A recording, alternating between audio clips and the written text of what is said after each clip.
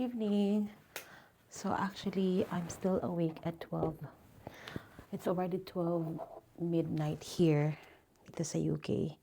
And naisipan kong mag-unbox, mag Shein haul today. Actually, konti lang naman yung in-order ko.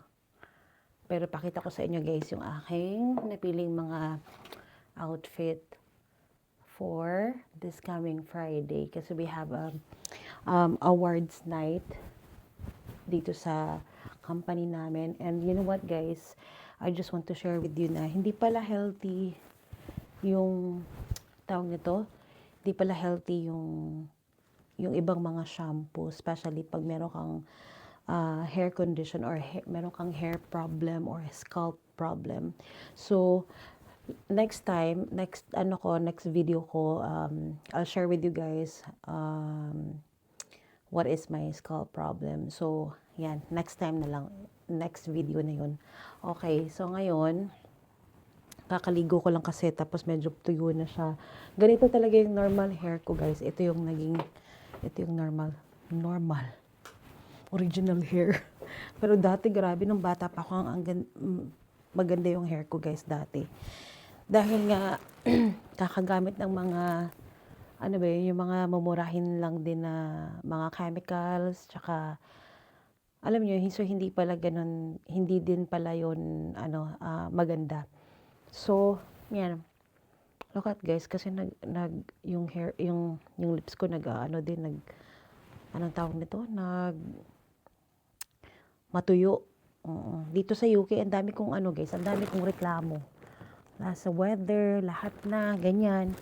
Anyways, so, ayusin ko lang yung hair ko. Medyo gulo kasi.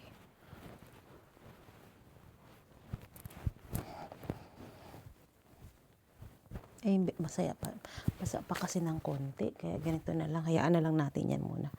Ganyan na lang muna, guys. Okay, so, ito guys, this is from Shein. And actually, I think tatlo ata yung order ko. So, this is from Shein. There. So, let me open first. Wala tayong gunting, kaya hindi kayo magugunting-gunting pa.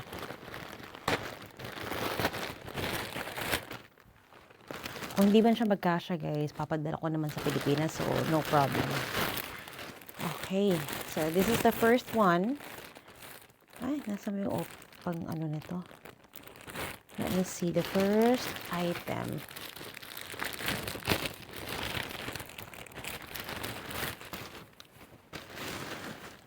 Oh, I love it. I like the, yung, anong tawag dito? Yung tela. I like the tela. In fairness, maganda naman siya, guys. Oh, in fairness. So, ganyan siya. Paano ba siya? Ito pala. Ganito pala yung suot niya dapat. Ganyan. So, this is the one. Kasi medium ako. So, tama ba? I don't know. I'm not sure. But I'll see. Tama ba yung natin? Teka lang. Dapat kasi nakaganyan. Okay. Yan, para hindi tayo masyadong mababa. So this is the outfit. It's actually, this one guys is for the neck. So ibig sabihin pag ganyan siya. Ganyan, tapos ito magiging magiging parang dito na part. Yan. And then ito naman na side will be and the other side. Meron din pala siyang dito guys, so there, para sa arms. So ayan, okay. And then let me see.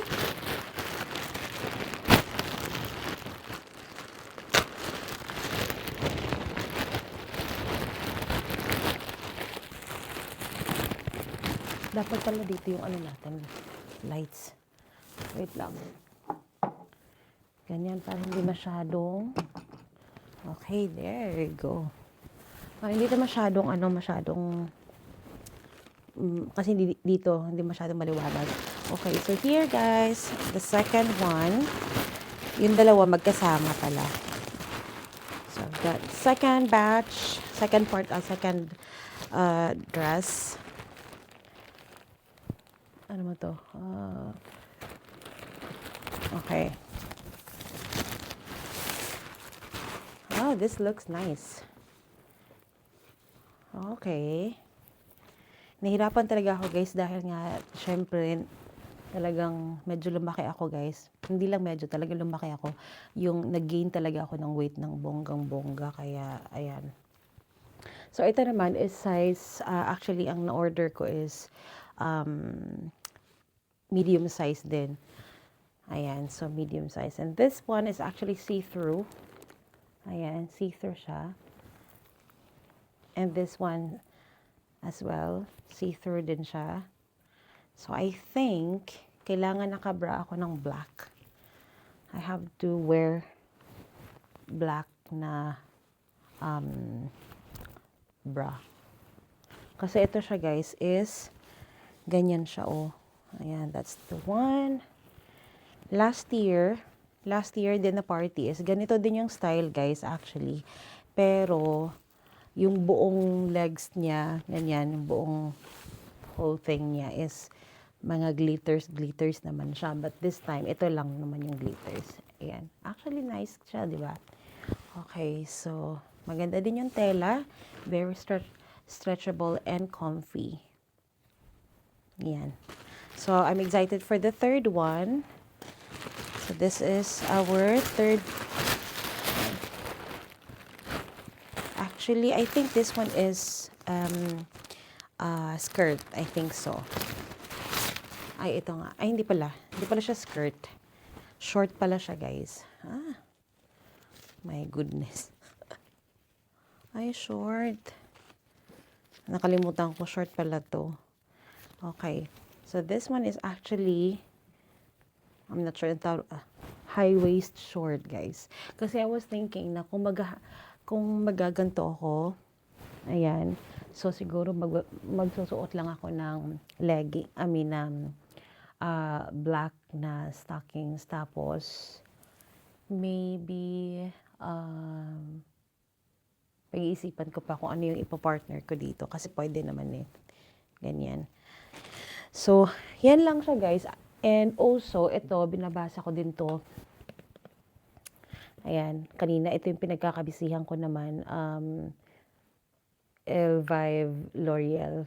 Yan, kasi nga may mga ingredients din dito guys na napansin ko na hindi pwede sa akin. Hindi pwede sa akin. Kumbaga, meron kasi akong skin problem na na-discover ko long time ago. But dati kasi hindi siya, parang binaliwala ko lang siya guys. Binaliwala ko siya and napaka-importante pala na pag may mga naging problem ka na, like scalp problem or skin problem, kailangan talaga guys na lahat ng mga ginagamit mo sa katawan mo, you have to be mindful, you have to make sure that all the ingredients are fit to your skin, or pwede ba talaga siya, yun sa kahit saang mga bagay, kahit sa lips, sa lipstick, ano ba yung mga hindi pwede. Especially, kasi ako guys, napapansin ko talaga, ang madali ako, nagda-dry talaga ito, yung lips ko. And, yung scalp ko naman is, actually, meron akong problems guys, na problem sa scalp ko, na dati talagang sobrang takot akong i-reveal, dahil, ang tawag nito, takot ako sa discrimination. But anyways, we'll discuss about it guys, in the right time. Okay? Kasi meron ako nakitang another brand or another product naman for my scalp, and gusto ko talaga siyang i-vlog kasi gusto ko siyang i-share, especially sa mga tao, especially to those who also experience the same as me. So that's why I'm keeping these products. Again, disclaimer, this is not paid promotion or whatsoever, and also this is not to tawag nito, give bad feedback to this brand, okay? Kasi syempre again yung ano lang niya guys, yung ingredients lang niya ang hindi bumagay, ang hindi pala pwede sa akin. But we'll discuss that again in a separate video. And yes, before I'm going to bed, I'm going to have some tea. So this is actually my tea, and yes, I'm ready. Meron na din akong nakalimutan ko talagang mag-vlog dun sa nabili ko. For another video na din yan, guys. So again, this is my Shein haul. There you go. So this is actually the three outfit that I was thinking to wear. So this one could be both partner for this. Siguro pwede siyang i-partner. Hopefully okay din. And the next one would be this one. So titingnan ko kung ano yung mas komportable ako, guys, kasi alam nyo, I've learned from my mistakes din kasi na may mga damit na sinuot ko dati na hindi siya maganda siya pero hindi siya komportable suotin. So hindi siya parang hindi maganda naman yung may mga ganong bagay. May mga ganon kasi guys na minsan pupili tayo ng mga damit na dahil maganda siya, dahil may yung ganda ng aura niya, ganyan. But we always have to consider that when you wear it, is it comfortable? Is it like carryable? Tama ba yung word ko? So, you can carry it like you are not worried about, you're not worried if malalaglag ba siya or makikita ba yung bum mo or mga something, those things like that. Okay, so again, I'm gonna show you later on in my next vlog, my next video, wearing these outfits so that you can see. And if you want to know about this, or if you are also interested about this items or outfits, then just let me know and just comment down below. Thank you so much, guys, and see you in my next vlog. Good night.